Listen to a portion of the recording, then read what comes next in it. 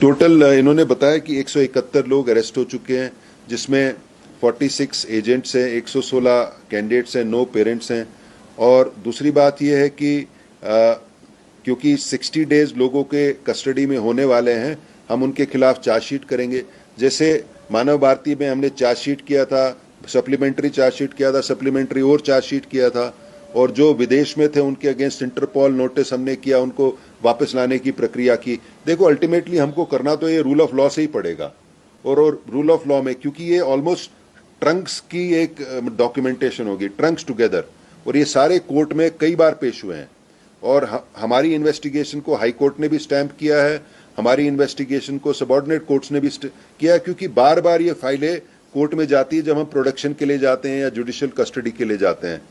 और जैसा मधुसूदन साहब ने बताया कि हम तुरंत लगे हुए हैं, जहां जहां इनफ एविडेंस है वहां चार्जशीट हम करते रहें, ताकि उनको टेक्निकल रीजंस पे बेल ना मिल पाए। जैसे जो प्रिंटिंग प्रेस में है, आपने देखा काफी ज्यादा ये जो पकड़े गए ये बिहार से हैं, यूपी से हैं, तो ये स्मॉल टाइम पेटी जॉब्स करते हैं। उसमें भी जो बाहर लीक करने वाला, जैसे ना प्रिंटिंग प्रेस में रेगुलर एम्प्लॉयज होते हैं, अगर लोड ज्यादा आ जाता है तो एडहॉक एम्प्लॉयज रखते हैं।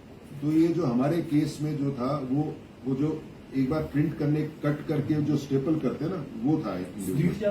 हाँ, ये क्या है, इन्होंने बड़े डीप लोग अपने इसमें डाले हुए हैं, और ये इतने प्रिंटिंग प्रेस दिल्ली एनसीआर के पास या कहीं भी है, वहां इनके लोग हैं।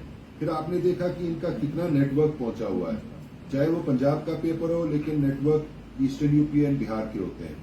ठीक है, हरियाणा का गैंग बन गया, बहुत बड़ा हरियाणा का गैंग बन गया। फिर ये क्या करते हैं, इनके पास वक्त बड़ा कम होता है, क्योंकि पेपर कुछ दिन पहले ही छपता है, और through a network of coaching classes ये कैंडिडेट्स की डिटेल मांगते हैं। इसीलिए हमारे कोचिंग क्लासेज वाले, आपने देखा होगा अग्निपथ में भी जो वायलेंस करवाई थी, मोस्टली कोचिंग क्लासेज ने करवाई थी, क्योंकि ये पैसे लेके रखते हैं। Through a network of coaching classes इनके पास समय नहीं होता ज्यादा, क्योंकि टाइम इज ऑफ एसेंस। तो ये क्या करते हैं, तुरंत कोचिंग क्लासेस को कांटेक्ट करते हैं और वो कैंडिडेट्स को बताते हैं, और 1-2 दिन के समय में ही ये ऑर्गेनाइज करके करते हैं। आपने देखा होगा कि ऑलमोस्ट हर डिस्ट्रिक्ट में, हिमाचल में भी इनके नेटवर्क्स हैं, इतने लोग पकड़े गए हैं। कैंडिडेट्स हैं, कैंडिडेट्स के ऊपर एक स्टेप ऊपर एक स्मॉल टाइम एजेंट्स हैं, कोचिंग क्लासेस है, उसके ऊपर बड़े एजेंट्स हैं। बड़े एजेंट्स का जो यूपी, बिहार और हरियाणा के एजेंट्स हैं, इनके साथ लिंक है। ये काम तुरंत होता है, और इन्होंने जो एविडेंस, जो फॉरेंसिक, साइबर फॉरेंसिक किया है या मोबाइल फॉरेंसिक्स किया, उसमें भी बहुत कॉल है। उसमें उनके, आप बताइए। व्हाट्सएप की चैट इनकी हमने जो है पकड़ी है। तो ये जैसे अभी डीजी साहब ने बताया, इंटरलिंक्ड है ये गैंग्स। एक बहुत बड़ी गैंग बिहार की है, बहुत बड़ी गैंग यूपी की है, एक गैंग हरियाणा की। ये गैंग्स आपस में इंटरलिंक्ड है, जिसके हाथ में भी पेपर लग जाता है, वो दूसरे को फिर ये डिस्ट्रीब्यूट करते हैं और लास्ट आवर के ऊपर मार्केटिंग करते हैं। और जैसे हम लोग अपना डेटा बनाते हैं, आप अपना डेटा बनाते हैं, इन्होंने भी डेटा बना के रखा हुआ है। इनके पास डेटाबेस है कि किस स्टेट में कौन एजेंट जो है वो हमारा काम करवाए। ये हमने जो इंटेलिजेंस एंड सिक्योरिटी एजेंसीज है ना, गवर्नमेंट सेंट्रल गवर्नमेंट को, उनको आगाह किया कि ऐसा हुआ, और ये इतना बड़ा केस है। हम छोटा स्टेट है, हमारी कैपेसिटी छोटी है, तो उन्होंने बताया कि ऐसा और अन्य स्टेटों में भी हो रहा है।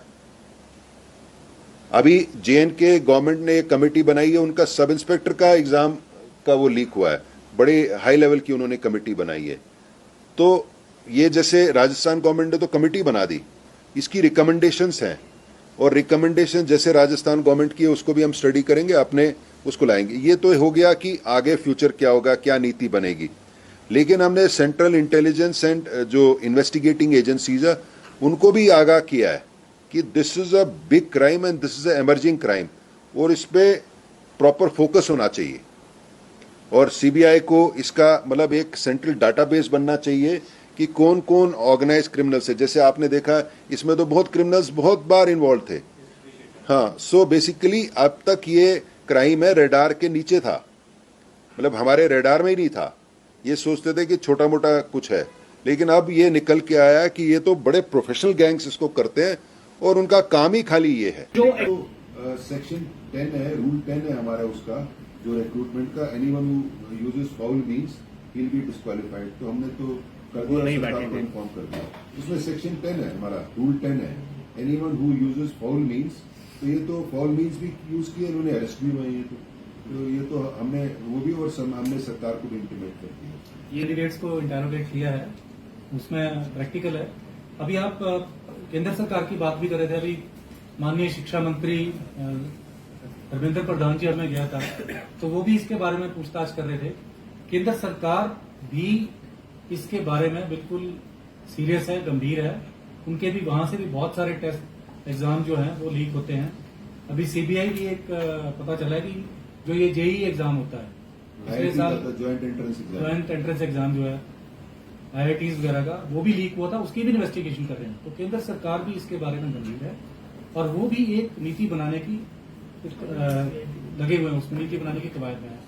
तो वो हमसे भी पूछ रहे थे, एजुकेशन मिनिस्टर जब हमीरपुर में आए थे, और उन्होंने बोला था कि जरूरत पड़ेगी तो हिमाचल के अधिकारियों को वहां बुलाएंगे भी। बिल्कुल है, ऐसे भी है। कितने हैं सब ऐसे?